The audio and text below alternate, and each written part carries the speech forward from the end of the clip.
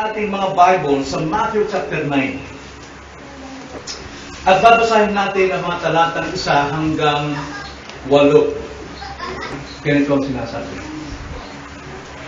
Pagkatapos sumakay sa isang bangka, tumawid si Jesus at dumating sa kanyang sariling bayan. Ito'y sa Capernaum. Dinala nila sa kanya ang isang lumpo na nakaratay sa isang higaan. Nang makita ni Jesus ang kanilang pananampalataya, sinabi niya sa lumpo, "Anak, lakasan mo ang iyong loob. Pinatatawad na ang iyong mga kasalanan." Ang ilan sa mga eskriba ay nagsabi, "Nilalapastangan ng taong ito ang Diyos."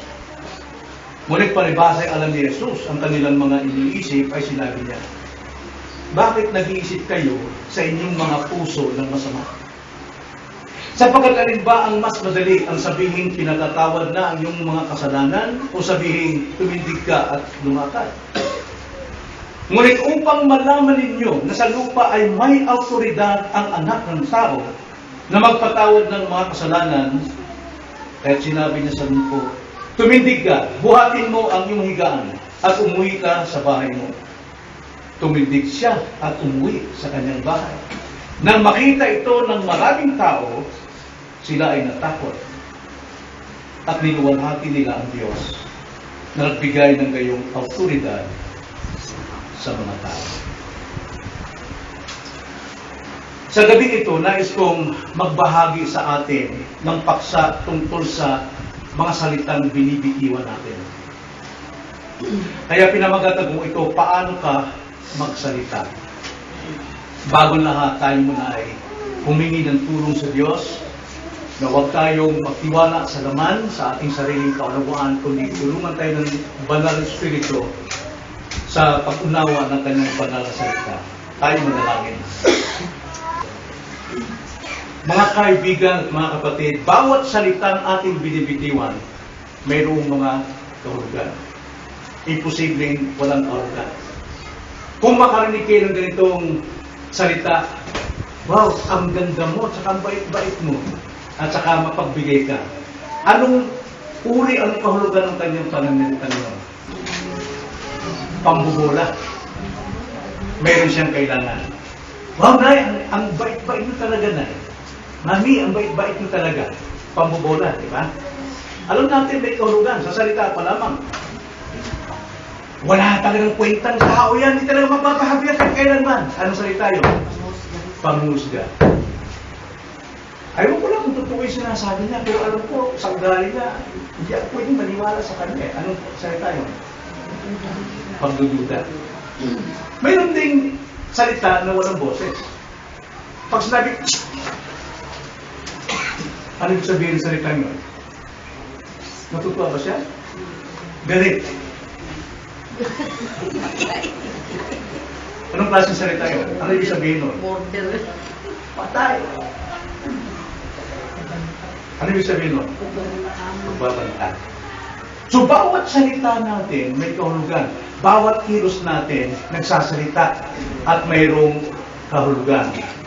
Now, anong sinasabi ng Biblia pagdating sa pananalita natin? Now, bago tayo pumunta rito sa ating paksa, itignan natin ang ilang bahagi ng banal na kasulatan kung gaano kahalaga ang dilat o ang pagsasalita. For example, hindi nyo kailangan buksan to, lista nyo lang kung gusto nyo, mabilisan lang ito. Proverbs 18:21. Ganito ang sabi, "Ang kamatayan at ang buhay ay nasa kapangyarihan ng dilat, at ang umiibig sa kanya ay kakain ng kanyang mga bunga." Ang sabi, ang dila natin o pananalita ay maaaring pagmumula ng buhay at kamatayan. At pag ito ang kanyang minahal at gustong-gusto niya magsalita ito, siya ang aanin ng kanyang mga salita. May pangyayari na mag-asawa, may anak sila, mabait sila, samahan sila. Talaga nagmamahal ng asawang ito, pero mayroong isang kaibigan na nagsasabi sa kanyang misis na, "Alam mo, mister mo, may nakita ko siya may kasamang babae." Pero sabi ng misis, "Hindi maaaring gawin ng mister ko yan. Dahil mahal-mahal ako noon, saka mga anak ko. At tuwing umaga, hinatid namin siya pagkapasok sa trabaho. Tuwing hapon naman, inaantay namin siya pag dumating." Pero isang araw, nung umuwi yung lalaki, wala na siyang makitang mag-ina naghihintay sa bahay. Sa pinto. Wala. Kaya pumasok siya. Nasabi niya, "Sweetheart, nasaan kayo?" Wala. Inumpay niya sa taas, wala. Kaya naisip niya bumaba sa basement, nakita niya, nakabitin lahat ang kanyang mga anak at pati yung kanyang misis, nakalambitin sa lubid. At may sulat dito. Kamay. Ang sabi, "Akala ko ba mahal mo kami? Pero pinagtataksil mo pala kami mag-ina."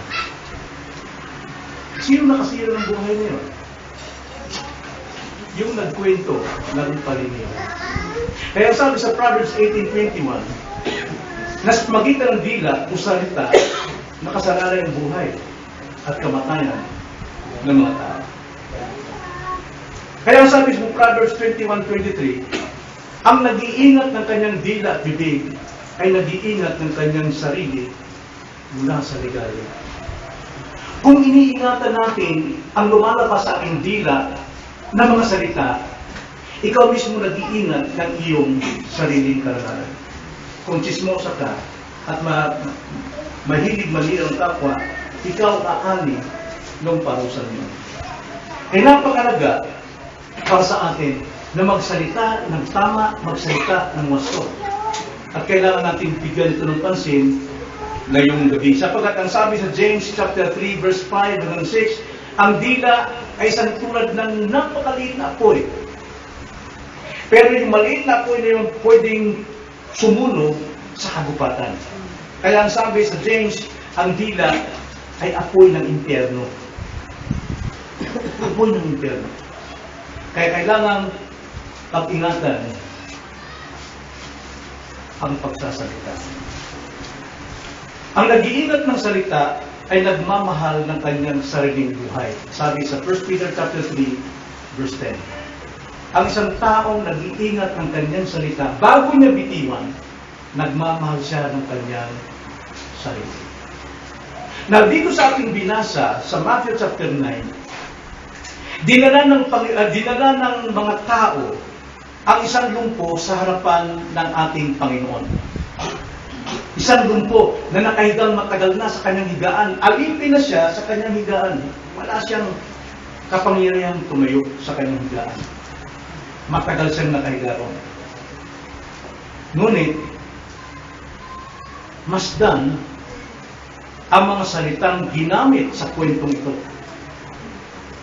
na malaki ang epekto sa buhay ng lumpong ito. Kaya ang layunin natin ngayong gabi ay upang tayo matutong gumamit ng tamang salita. At paano? Sa ating binasang kwento, mayroong 5 salitang ginamit sa kasaysayan ito na makatutulong sa atin na mag-ingat sa pananalita na ating binibitiwan. Mayroong 5. At una, mababasa natin sa verse 1 and 2, ganito ang sabi. Pagkatapos sumakay sa isang bangka, tumawid si Jesus at dumating sa kanyang sariling bayan. Dinala nila sa kanya ang isang lumpo na nakaratay sa isang higaan. Nang makita ni Jesus ang kanilang pananampalataya, sinabi niya sa lumpo, "Anak, lakasan mo ang iyong loob, pinatawad na ang iyong mga kasalanan." Unang salita na ating nabasa rito, na binitiwan mula sa bibig ng Panginoon, ay isang salitang makahulugan. Isang salitang makahulugan. Ang sabi niya, "Anak, huwag kang matakot, pinatatawad na ang iyong mga kasalanan." Natignan natin na ang taong ito, lumpong ito, dinala ng mga tao, 4 na magkakaibigan na pumasan sa kanyang higaan. Hindi natin alam kung saan nagmula, pero alam natin malayo ang kanilang pinanggalingan at ito'y dinala nila sa paanan ni Kristo. Bakit sila nagmalasakit sa taong yon? Marahil ang taong yon ay napakabait. At marami siyang natulungan. Kaya minahal siya ng mga kapitbahay, ng mga kamag-anak, ng kanyang mga kaibigan. At isa na rito, yung 4 niyang kaibigan ito na nagtiis magbuhat sa Kanya para dalhin kay Kristo sapagkat sila ay naawa sa Kanya. Dahil sa panahon yun, alam ng mga tao, lahat ng Hudyo, na kapag ang isang tao sa panahon ito mayroong karamdaman, siya ay sinumpa ng Diyos dahil siya ay makasalanan. Yun ang konteksto no. Once na isang tao mayroong karamdaman, condemn siya ng Diyos. Dahil ang kanyang karamdaman, buhat sa kanyang kasalanan. Kaya itong apat na tao ito, grabe ang kanilang pagdadalamhati sa Kanya. Dahil marahil sila yung natulungan ng tao ito at nagkasala ang kanilang kaibigan at resulta siya'y nalumpo. Kaya nagkaisa silang dalhin kay Kristo ang tao ito. At nung pagdating ng mga tao ito sa mismong bahay na tinirhan ng Panginoon, ano ang sinabi sa talata? Nakita ng Panginoon ang alin? Anong nakita ng Panginoon? Ang pananampalataya nila. Hindi pananampalataya ng lumpo. Walang pananampalataya ng lumpo. Sabi sa verse 2, dinala sa kanya ang isang lumpo na nakaratay sa isang higaan nang makita ni Jesus ang kanilang pananampalataya. Nakita ni Jesus ang pananampalataya ng apat na taong nagpasan sa kanilang kaibigan na lumpo. At nakikita ng Panginoon na walang ibang layunin ang puso ng mga tao ito, kundi ang hangaring gumaling ang kanilang kaibigan. At alam nila na ang makapagpapagaling lamang sa kanila ay si Kristo. Dahil alam nila sa balita na itong si Kristo ay hindi lamang basta tao, kundi siya ay isang sugo mula sa Diyos. At walang ibang makapagpapagaling sa time na yun ng karamdaman maliban ng Diyos. Kaya yung kanilang panampalataya, tama. Ang kanilang sinasampalatayanan ay si Kristo. At kilala nila si Kristo na siya ay isang Diyos. So hanggang nilang makapiling ang tao ito na matagal pang panahon, kaya gusto nilang gumaling. At nakita ng Panginoon ang pagmamalasakit ng mga tao. Mayroon ba tayong pagmamalasakit sa mga tao may karamdaman? Sila ba binibisita natin para sila'y palakasin sa pananampalataya? Kaya nung makita ng Panginoon ang pananampalataya noong nagmalasakit sa lumpo, sinabihan niya ang lumpo, anak, lakasan mo ito! Pinatatawad na ang iyong mga kasalanan. Wow. Walang kamarin-maring lumpo. So alam natin na ang dahilan ng kanyang karamdaman ay dahil sa kanyang matinding kasalanan. Dahil sabi ng Panginoon, anak, lakasan mong yung loob sapagkat pinatatawad na ang iyong kasalanan. Yun ang unang salitang makahulugan. Handa ba tayong magsalita rin sa ganoon sa mga taong minamahal natin? Pinatatawad din natin sila. Ikalawang salita na makikita natin dito ay sa verse 3. Unang salita ay makahulugang salita. Ngayon naman sa verse 3, tignan natin ang sinabi. Ang ilan sa mga eskriba ay nagsasabi, nilalapastangan ng taong itong Diyos. Salita mula sa mga taong mapanghusga. Hinusgahan nila ang Panginoong Hesus. Nasabi, nilalapastangan ng tao ito ang Diyos. Ito po yung salitang nakakabagot. Nakakaranas ba kayo ng mga salitang nakakabagot? Yung hatulan ka, yung husgahan ka, maaaring hindi sa salita, maaaring sa mata. Pag tinignan ka ng matalas, nakakabismaya talaga yung ganung klaseng salita. Salita ng mata, salita ng kamay.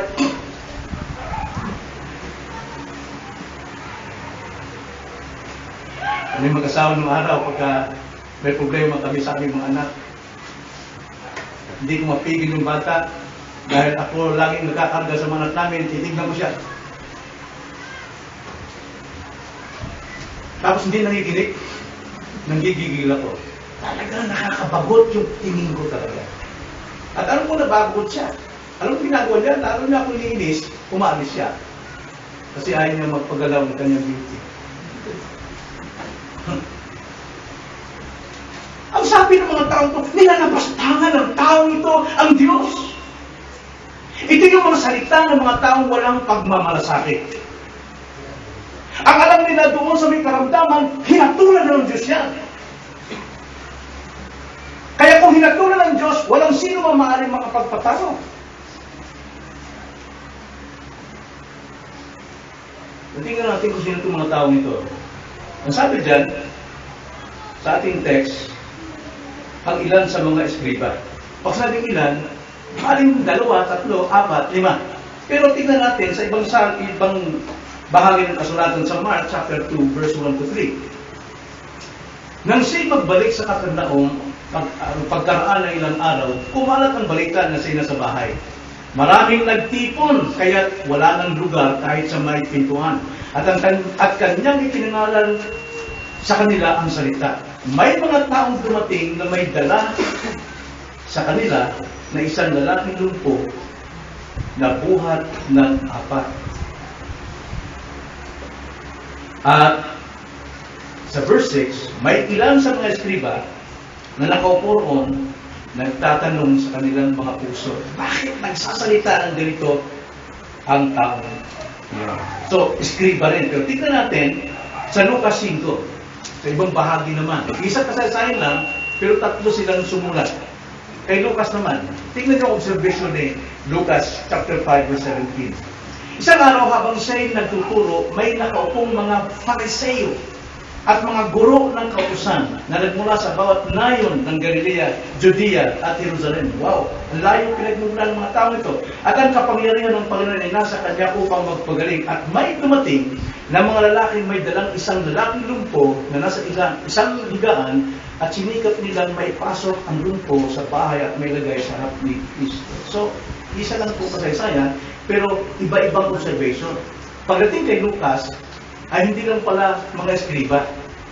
Hindi tinawag na eskriba ni Lucas, kundi mga tagapagturo ng kautusan at mga Fariseo. Now, sino itong mga taong ito? Sino itong mga relihiyoso?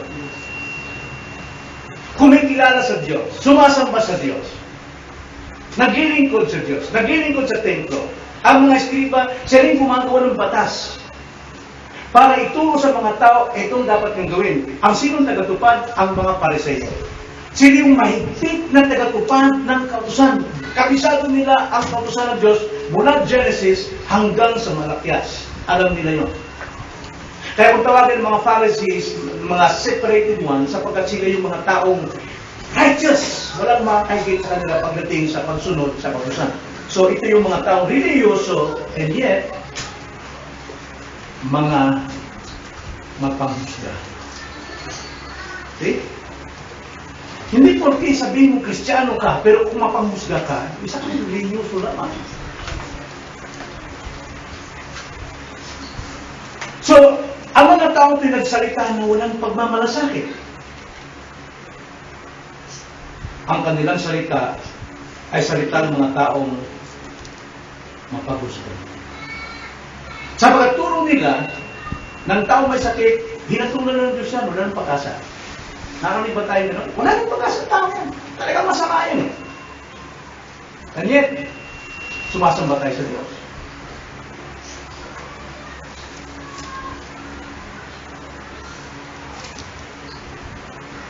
Kaya nga, ang hindi magpatawad at walang pagmamalasakit sa kapwa, ang totoo, ito ang paglapastangan sa Diyos. Ito ang totoong paglapastangan sa Diyos.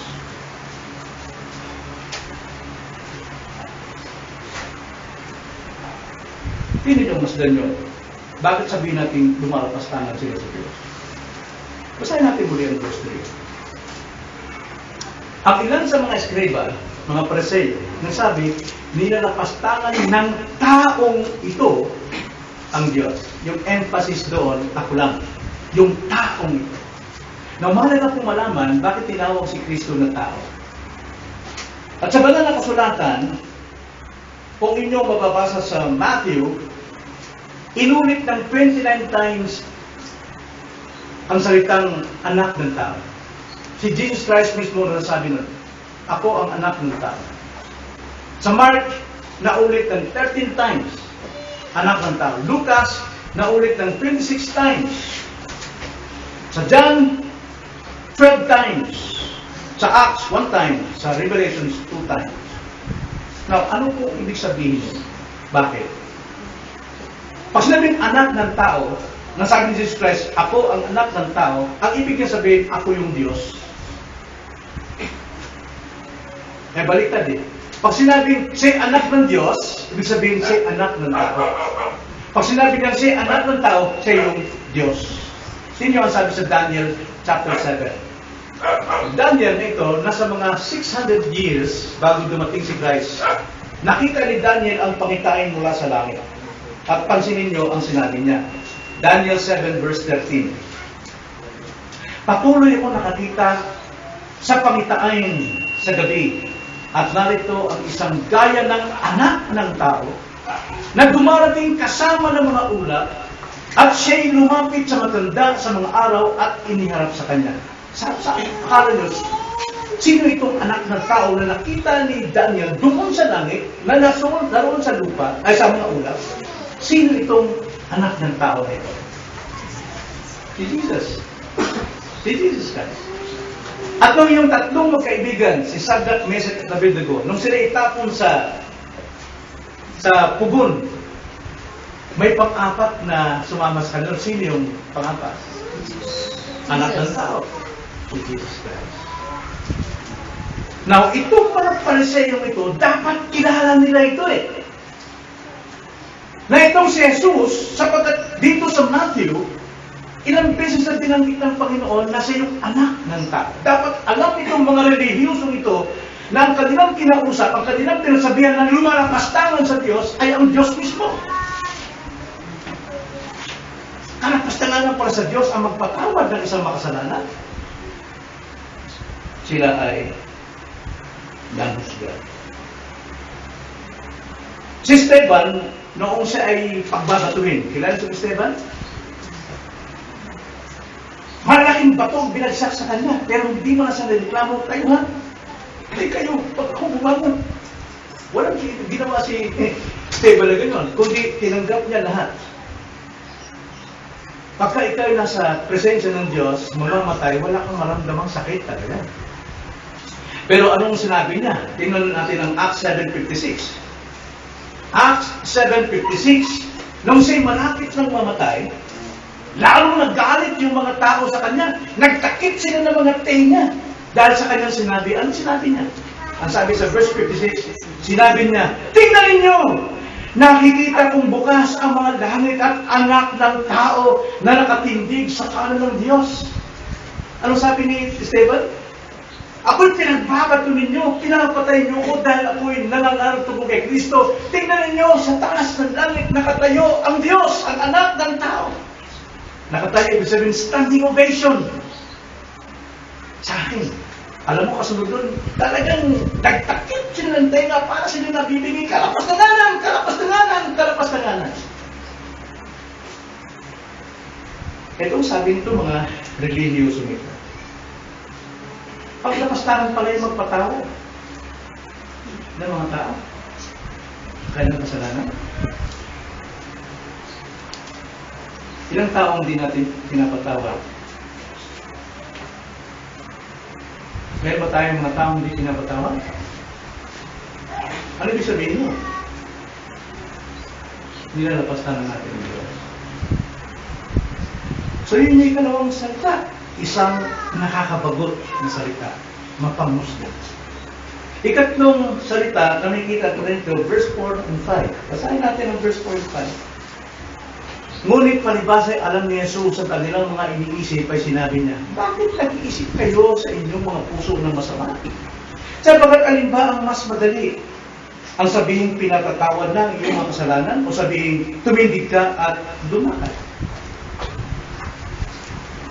Anong klaseng salita ito? Nagpapaliwanag. Salitang nagpapaliwanag.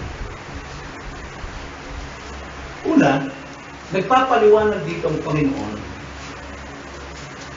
sa verse 4 na sinabi niya, nababasa at narinig ng Diyos ang inyong iniisip. Palibase, alam ni Jesus ang kanilang mga iniisip ay sinabi niya, bakit nag-iisip kayo sa inyong mga puso ng masama? Ano pong pinapaliwanag dito ng Panginoon? Nababasa ng Panginoon kung anong iniisip natin. Ngayon, anong iniisip natin? Nababasa ng Diyos. Alam ng Panginoon ang ating binabasa sapagkat ang Panginoon ay isang Diyos. At kung ano ba yung nasa isip nating kasamaan, ano ba yung kasamaan nasa isip natin? Kawalang pananampalataya, pagkainis, pagkagalit, o panghusga, ito'y nagmumula sa puso natin. Dahil ang tinitignan ng Diyos sa atin ay ang ating puso. Hindi ang ating palabas na gawa. Tingnan ang sabi sa Mark chapter 7, verse 21. Ang sabi sa Mark 7:21 hanggang 23, sapagkat mula sa loob, mula sa puso ng tao, lumalabas ang masasamang pag-iisip,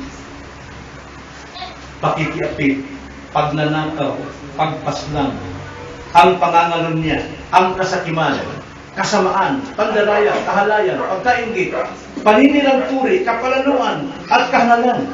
Ang lahat ng masamang bagay nito ay sa loob nagmumula at nakapagpaparumi sa tao. Mas matinding kasalanan ito sa mga taong nanghusga at walang pagmamalasakit sa mga karamdaman. Mga Pariseo, Skriba, mas matinding kasalanan yung kanilang ginagawa. Ngayon, ikalawa, nagpapaliwanag ang Panginoon, una, na nababasa ng Diyos ang isipan nila. Ikalawa, nagpapaliwanag ang Panginoon na walang mahirap sa Diyos. Walang imposible sa Diyos. Tingin nyo, ang sabi ng Panginoon. Sabi nila, sino pang tao itong lumalapastangan sa Diyos? Dahil sabi nila, sino makakapagpapagaling o sino makapagpapatawad ng kasalanan maliban sa Diyos? Pero sabi ng Panginoon dito, nagpaliwanag sa verse 5, sapagkat alin ba ang mas madali? Ang sabihin, pinatatawad na ang iyong mga kasalanan o sabihin, tumindig ka at lumakad? Sinabi ng mga religious people ito, imposible mangyari ng tao ito'y magpatawad ng kasalanan. Dahil kung siya magpatawad ng kasalanan, dapat tumayo din ang may karamdaman niya. Eh magandang pagtuo minsan sa mga tao ng Diyos na galing sa malubhang karamdaman, pinagaling at naglingkod. Pero hindi na nangahulugan na mayroong pinagaling na matitinding karamdaman, Kristiyano na sapagkat maraming tumalikod sa Panginoon. Doon lang sa 10 kitongin, isa lang bumalik. At libo-libo mga taong pinagaling ang Panginoon ng himala, pero walang nagsipagbalik. Pero isang bagay, na masabi natin, na mas malaking biyaya ito, na isang taong makasalanan, na binangon sa karamdaman at naglikod sa Kanya. Sino babaeng ganon? Naalala niya. Si Maria, na may 7 demonyo, pinagaling siya ng Panginoon. 7 demonyo at naglingkod sa Panginoon. Yung biyanan ni Peter, last time, pagaan natin. Sa mayroong karamdaman na mamamatay na, pero nung kabuti siya ng Panginoon, naglingkod sa Panginoon. Dito po, nakikita natin, nagpaliwanag si Jesus. Alin ba mas mahirap? Ang magpatawad o magpagaling?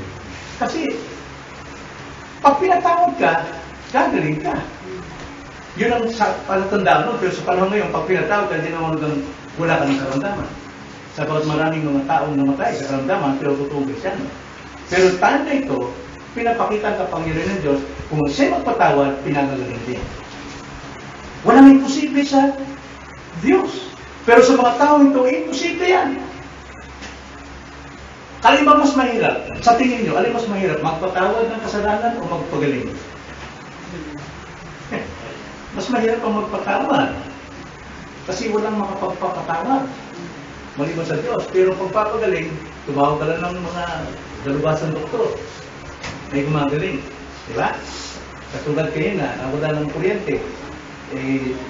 Pumutok yung hindi magagawa ni Ian yun, hindi magawa ng Sandy at ni Aileen. Kailan tumawag ng? Expert. Pag sabi expert, kaya nang magpagaling. Ito ang Panginoon. Magpapagaling ang Diyos ng karamdaman, tanda ng pagpapagaling ng kahulugan. Kaya walang mahirap sa Diyos.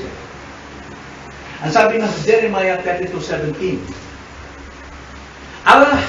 ang Panginoong Diyos, ikaw ang siyang gumawa ng langit at ng lupa sa pamamagitan ng iyong dakilang kapangyarihan at sa pamamagitan ng iyong unat na kamay, walang bagay na napakahirap sa iyo. Di ba? Ito'y awit. Anong awit ito?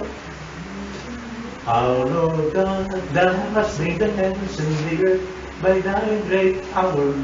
Nothing is so difficult for thee. Walang difficult sa Panginoon eh. Walang mahirap sa Panginoon. Kaya kalapastanganan nila, kalapastangan yung paghuhusga sa Panginoon Jesucristo.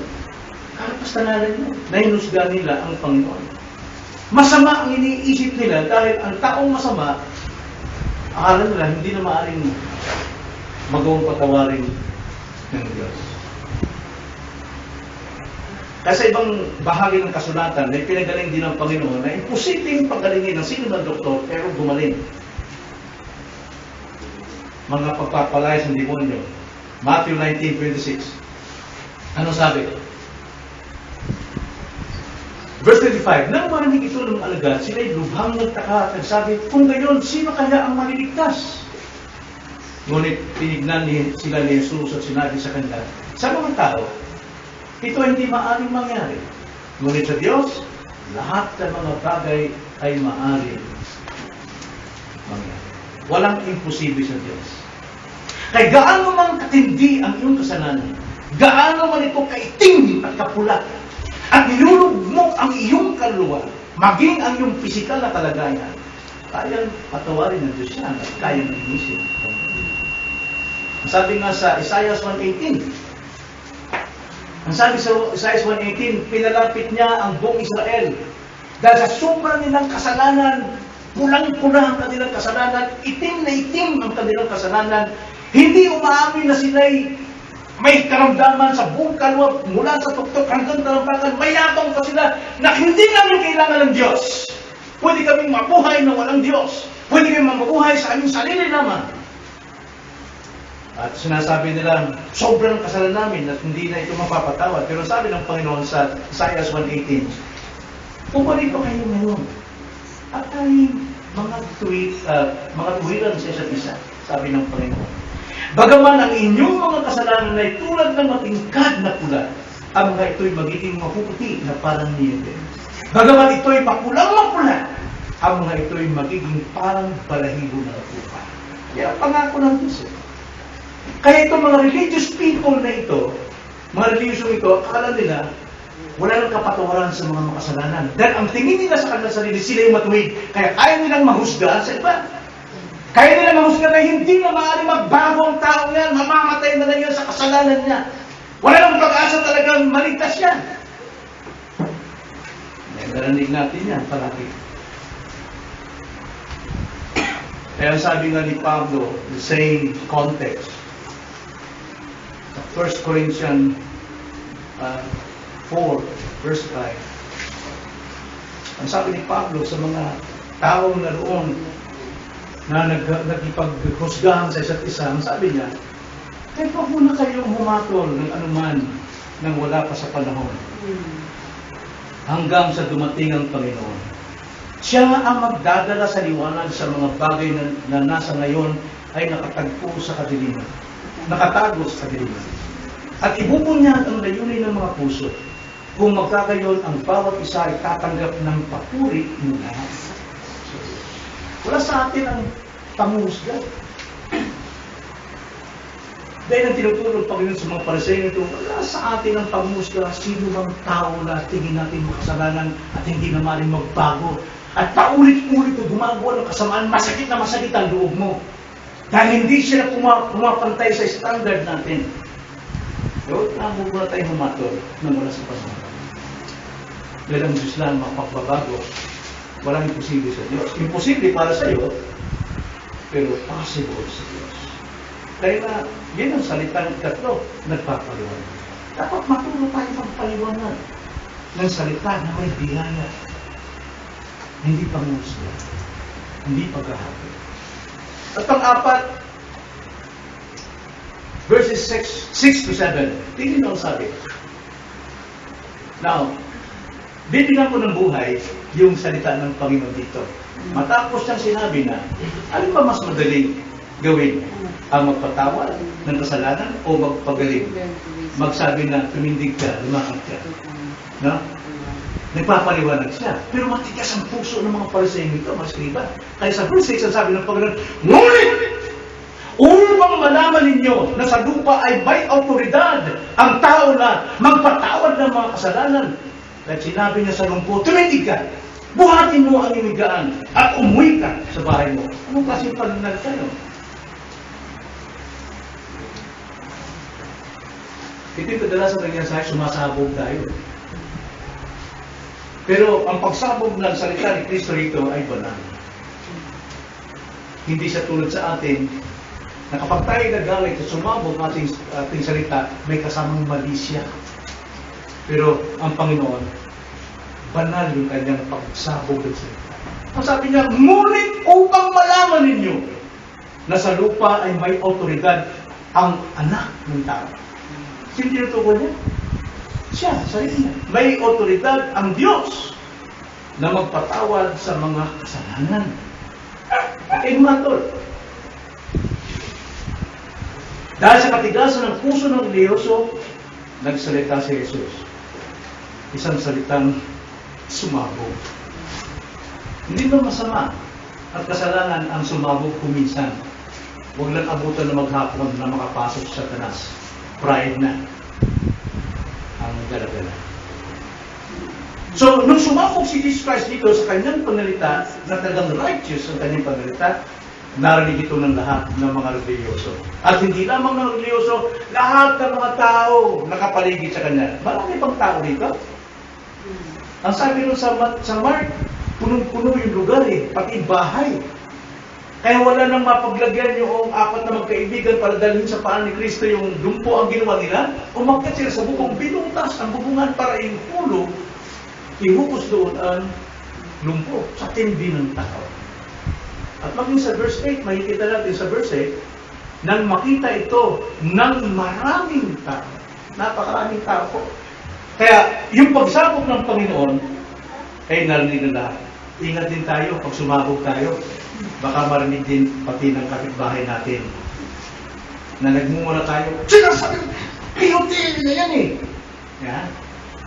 Ikaw na lang, tigas ang ulo mo. Ikaw, wala kang kwentang asawa, wala kang kwentang lalaki. Mahirap yun, pagkakapitbahay natin na kanina. Yun ang pagsabog na malisya, may kasalanan. Pero ang Panginoon, pagtutuloy, banal ito na kanyang sinabi. Anong salita ang sumabog mula kay Jesus? Anong salita?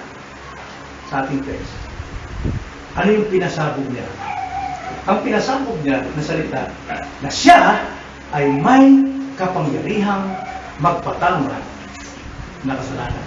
Pakinggan ninyo ito, mga kaibigan, na hanggang ngayon, nag-aako tayo as religious people, kumikilala tayo sa Diyos, pero wala pa rin tayong pagpapababa sa Diyos.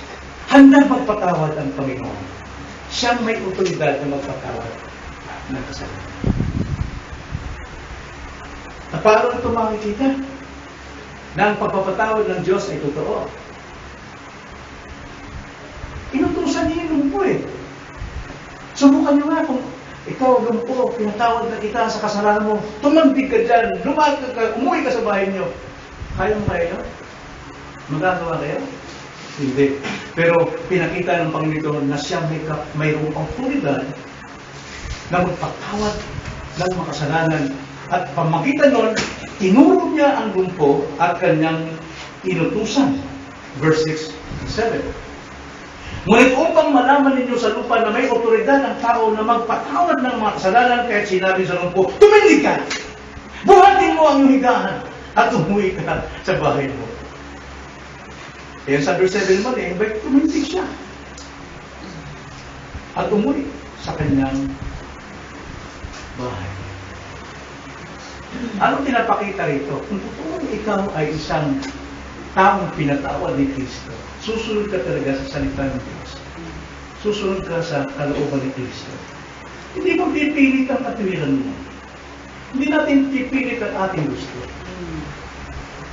Pag sinabi ng Panginoon, kaya sabi niya sa John 14:21, sino mang nagtataglay ng aking salita at sinusunod ito, ito yung mga nagmamahal sa akin. Ako at ang Ama ay magpapakilala sa Kanya ng lubusan. Katin na tayo minsan ng Sunday, akala natin masunurin tayo, tapos another 5 Sundays, hindi na tayo dumadalo. Akala natin masunurin tayo sa Diyos. Hindi po yun. Nakikita ito na sumusunod.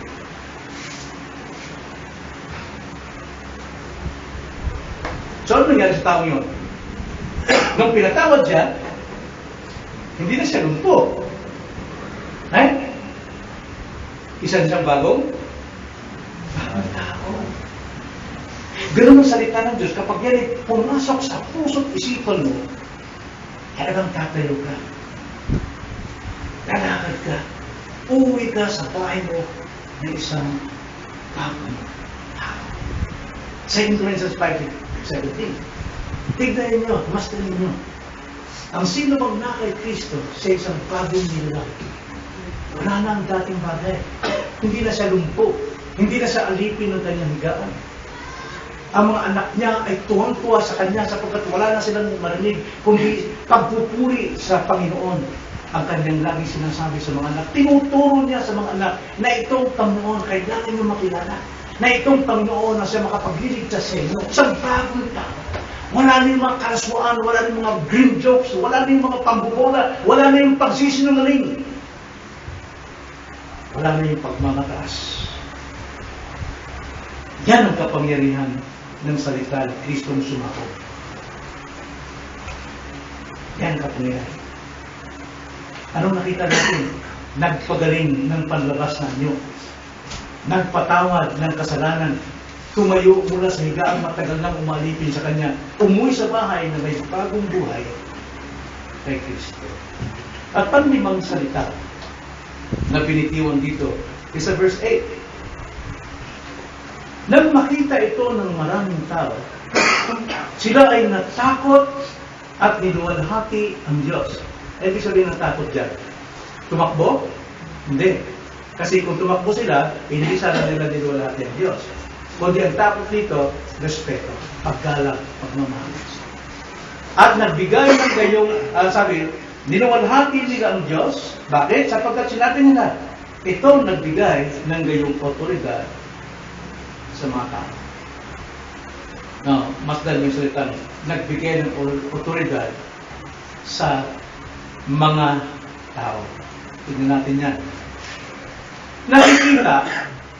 Ang nakita dito ng maraming tao ay ang nangyari doon sa isang bundok. Maging sila naniniwala ayon sa kanilang kinagisnan na ang taong yan ay hinatulan ng Diyos dahil sa kanyang kasalanan kaya sila lumpo at wala nang pag-asa, wala nang sino makapagpapagaling hanggang siya'y mamatay. At yun ang narinig din ang paliwanag nito mga eskriba, mga religious people. Wala nang pag-asa yan. Kaya kalapastanganan ang magpatawad sa tao. Pero sinabi ng Panginoong Hesus, ako ay mayroong otoridad. At sinabi niya, tumindig ka, tumayo ka, umuwi ka sa iyong bahay. At nakita nila, narinig nila. Narinig nila. Kaya, noong makita nila ito na talagang may otoridad ng salita ng Panginoon, nagbigay galang sila. Natakot sila sa Diyos. Ang totoong pagkakilala sa Diyos ay mayroong paggalang, mayroong takot. At ikalawa, niluwalhati nila ang Diyos. Talagang napuri sila sa Diyos. At hindi lang yun, kinilala nila na si Jesus ay hindi lang basta tao, kundi Diyos. Tingnan niyo ang sabi mo rin sa 9, verse 8. Nang makita ito ng maraming tao, sila'y natakot at niluwalhati nila ang Diyos. Sino kayong Diyos? Sinong Diyos? Ang sabi niya, na nagbigay ng gayong otoridad sa mga tao. Ibig sabihin, itong si Jesus, ang Diyos, nagbigay sa atin ng mga tao para magpatawad din sa ating kapwa tao. Binibigyan tayo ng authority to forgive others. Yan po sinabi sa talata. So, kung tayo magpatawad sa ating kapwa, yan ay authority ng ating Panginoon. So, bilang aral, sa gabing ito, dalawa lang. Kung ito'y Kristiyano, tayo Kristiyano, bilang Kristiyano, wala nang pinakamabuting bagay na marinig sa atin ay ang ating pananalitang mabiyaya.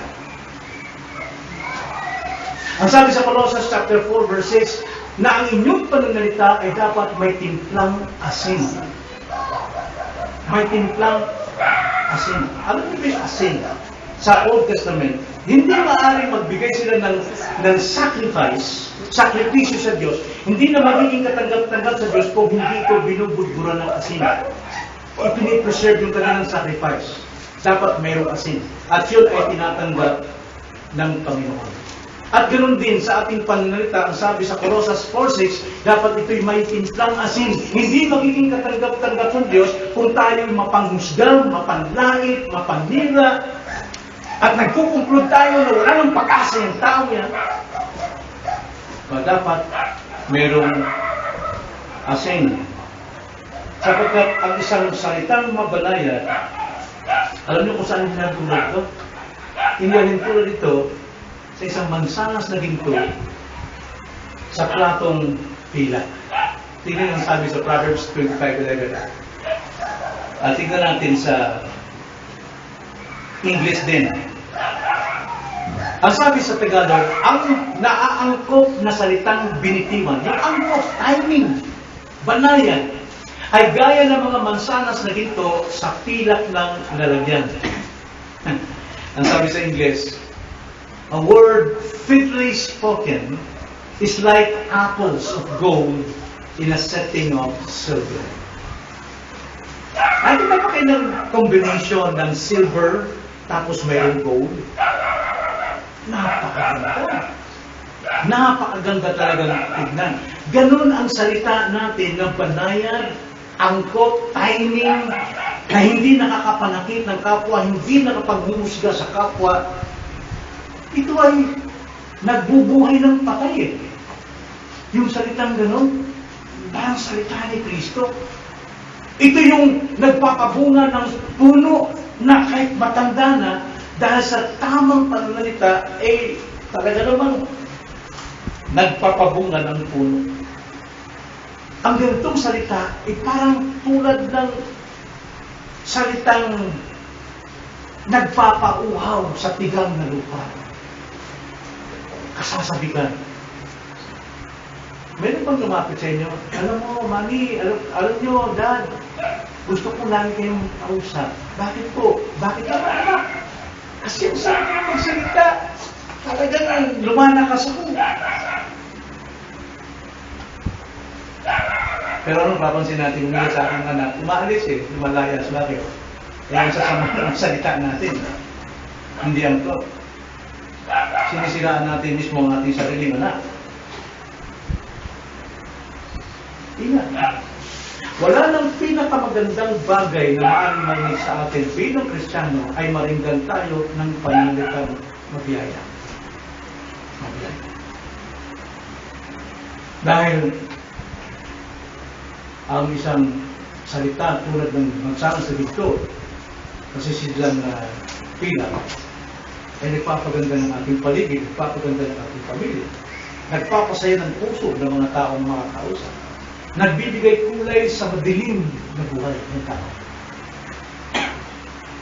Christian, matulog tayo magsalita ng tao. At kung ikaw naman ay masabi natin, well, ikaw ay naniniwala sa Diyos, pero wala ka pang formal na commitment sa Panginoon na ikaw isang tao talagang sinabi mong ikaw ay niligtas ni Kristo, so wala pang tamang pagmamahal ng Kristo. Kahit anong pilit mong pagbabago ng iyong pananalita, hindi ito mapapanatili. Panandalian lang yan.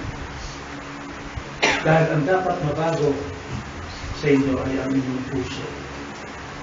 Kailangan isilang na muli ng Diyos ang puso, sapagkat mula sa puso lahat ng kasamaan lumalabas sa ating labi. Nabasa natin kayo ng Mark 7:21-29.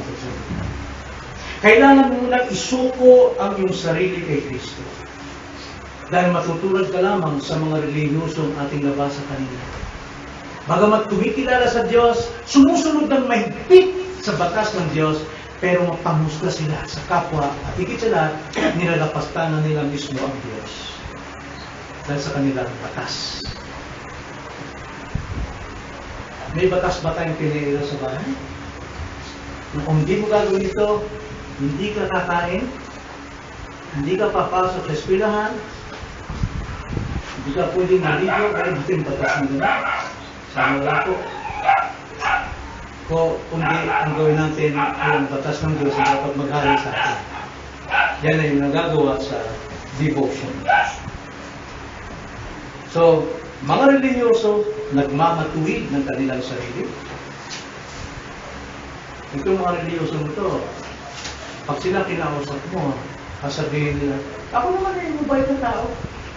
Ako'y sumusunod sa Diyos, kilala ko ang Diyos, nagsisisi ako na aking kasalanan, nagbibigay ako ng tulong sa mga mahihirap. At saka ako makanakalit ng aral, madali ako magpakababa eh.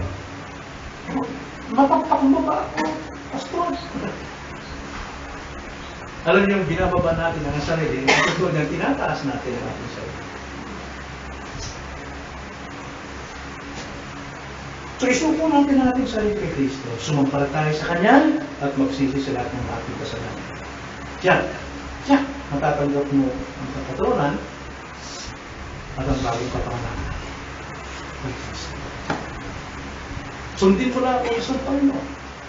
Kaya kang patawarin, tumindig ka, tumayo ka, sumahag ka, at umuwi ka ng may bagong buhay kay Kristo. Ay, maraming ito. Panginoon, nagpapasalamat kami sa gabing ito. Tunay, Lord, na dapat naming ingatan ang aming pong mga pananalitang lumalabas sa aming labi, sapagkat nakasalalay rito ay buhay at kamatayan sa aming kapwa. At maging sa aming sarili, sapagkat kung kami nag-iingat ng aming mga salita, iniingatan din namin ang aming mga sarili. Nawa, ang salita namin, ang lumalabas sa aming kilos at gawa, nagsasalita ito ng biyaya sa mga taong nakakita. At hindi ito paghahatol, pagliliit, at paghamak sa aming kapwa, kundi pagbibigay walhati sa iyong dakilang pangalan. So, kami dalangin sa pangalan ng Panginoon Jesus. Amen.